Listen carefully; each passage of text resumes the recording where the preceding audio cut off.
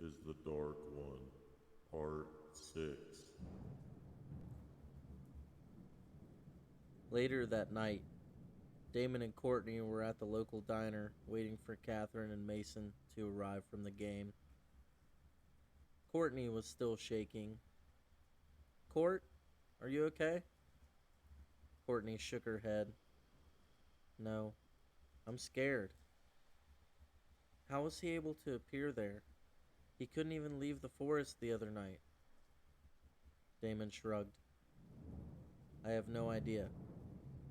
Seems he's getting stronger. Maybe that has something to do with him being able to leave the woods. The waitress walked up to the table. She said, Hey, Court.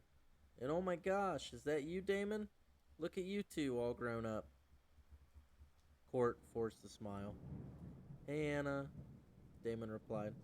Anna? As in our old babysitter Anna? Anna smiled. Yes, and now it's come full circle. Courtney watches my Elizabeth now. Speaking of, are you still able to watch her later tonight? Her father will be dropping her off here soon. I was hoping you could take her home? Courtney nodded. Of course. Do you mind if Damon helps me? Anna smiled. Of course not. It's great to see you two together. I always knew you two were going to be in game. Damon blushed quite a bit. Catherine and Mason walked in the diner and headed straight for them. Anna looked at Mason and asked, So, did you win? Mason nodded. Of course. The Sherwood Lions are trash.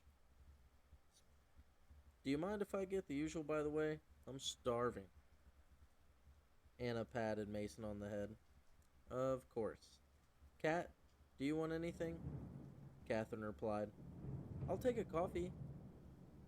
Anna stepped away from the kids, and Catherine looked at Courtney. So, what happened? Courtney replied, The Dark One almost got me at the baseball field. We don't know how he was able to leave the woods. Damon said, We believe he's getting stronger, we just don't know how.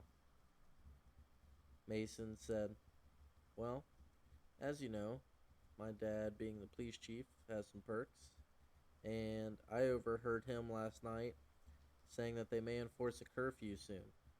Had an uptick in disappearances, especially around the woods. It doesn't matter. It could be kids, adults, couples. There seems to be no pattern, except people. Maybe the Dark One is collecting souls and it's granting him more power.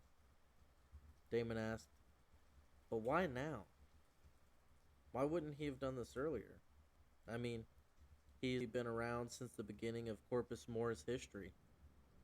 Catherine suggested, Maybe Mason and I could go see Dr. Craven tomorrow and see what he can tell us about the myths and legends.